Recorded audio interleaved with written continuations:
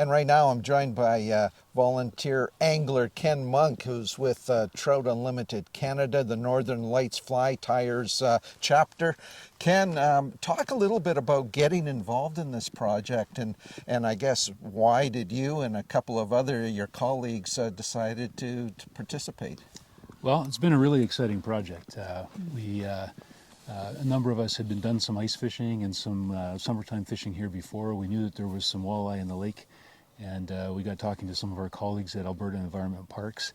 And just one thing led to another, and we ended up doing a vulnerability study to try and figure out if the big fish were more vulnerable to angling than the small fish. And in terms of the time you spent on the lake, you probably got to know this lake pretty good. What did you take away over the course of the many hours that you fished here? Well, it's interesting. You say we got to know the lake, which we did. We fished many different parts of the lake, but we certainly had our favorites. It got to the point that we got to know some of the fish.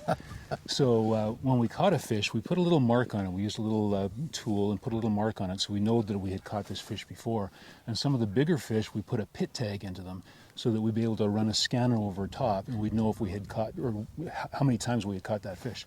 Some of them we actually caught 4 times over the summer. So we did get to know some of the fish.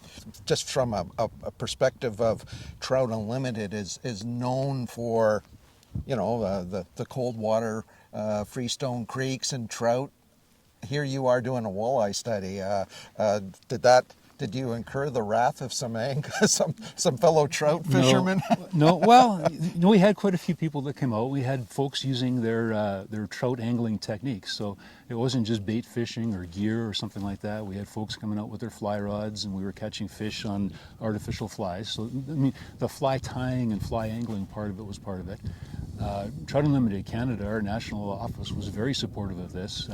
One of the things that can happen from a project like this is that we get the right numbers, we get the right regulations and so on the lake, so we're actually helping conserve a species. Maybe not a cold water species, but Trout Unlimited isn't just about cold water, it's about water in general. When you look at what this study has produced and what it will produce in terms of, I guess, a direction for management for tags, lots of conversation in Alberta these days about just that. How many fish should be coming out of a lake? How many special licenses or tags should be issued for a lake? What size should we be keeping, putting back? In your mind, do any of those questions get answered by a study like this? Certainly, the information that we've gathered from this helps the biologists and the fisheries management people figure out, using some math that they've used themselves, plus some science that they've got from other locations, helps make sure that we get those regulations right. There is no one-size-fits-all. There's no cookie-cutter approach. This is a small lake. There's a limited number of fish in here. One of the shocking things that we learned from this project was we extrapolated on the number of hours that people had fished on the lake, the number of days people were fishing, and the number of fish that are in the lake. And we figured that in just one season, if everybody took one fish out, everybody who was fishing, this lake would be void of adult walleye in basically no time at all. So it can't be one regulation, one size fits all. It can't be dependent on the species even. It's got to be in relative location to a city, major center like this. This lake would get hammered hard if it was open for consumption. Mike Sullivan ended our conversation on the fact that he really appreciated working with you folks. And again, there seems to be a bit of a conception out there that, the biologists sit down, they do their math, they look at graphs.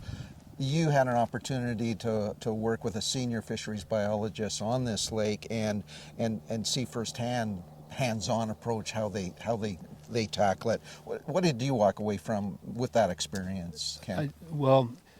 I'd say at the beginning also maybe a little bit of trepidation, but by the end of the project, the number of times that we had talked to each other, the information that we had shared, the delight that we got from the information that we were able to provide and how it had exceeded the initial expectations and the information that was be able to extrapolate from it. It was very rewarding for us, and it was very rewarding for the folks at AEP. Well, thank you so much to you and the rest of your volunteer team that participated. And I have a sneaky suspicion that's not going to be the last time that you get involved in a program like this. No, we get a lot of help from the Alberta Conservation Association. They were generous sponsors of some of the equipment and supplies for this project. We've got a couple lined up for next year, and we just heard last week that there's a study that will be kind of similar to this one, but we'll be on the North Saskatchewan River, and we'll be trying to record the locations of walleye within the North Saskatchewan. So here we were trying to determine when we recaptured them, or how many times we recaptured them. We're going to add a spatial element on the North Saskatchewan and try and find out if we catch it here, can we catch it there, can we catch it in another spot. So yeah, we're looking forward to some more interesting work ahead. Ken, thanks so much for this. Thanks, Michael.